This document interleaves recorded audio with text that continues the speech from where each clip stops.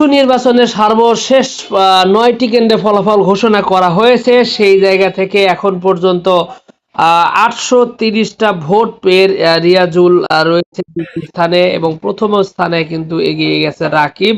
এবং সর্বশেষ যে ফলাফল আমরা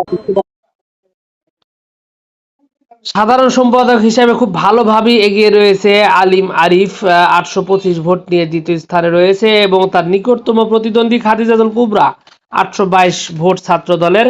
এবং এই জায়গায় বেশ ভালোভাবেই ছাত্র শিবির এগিয়ে আছে। এছাড়া সহ সাধারণ সম্পাদক হিসেবে মাসুদ রানা ৭৯৯ ভোট নিয়ে এগিয়ে আছে ছাত্র শিবিরের এবং ৬৯০ ভোট নিয়ে তার নিকটতম প্রতিদ্বন্দ্বী হিসেবে আছে আতিকুল তানজিল ছাত্রদল থেকে। এবং এখন পর্যন্ত যে অবস্থা তাতে মোটামুটি ভিপি পদে ভালো রকমের ফাইটিং চলছে। ভিপি পদে কে জিতবে সেটা শেষ মুহূর্ত পর্যন্ত অপেক্ষা করতে হবে জানার জন্য।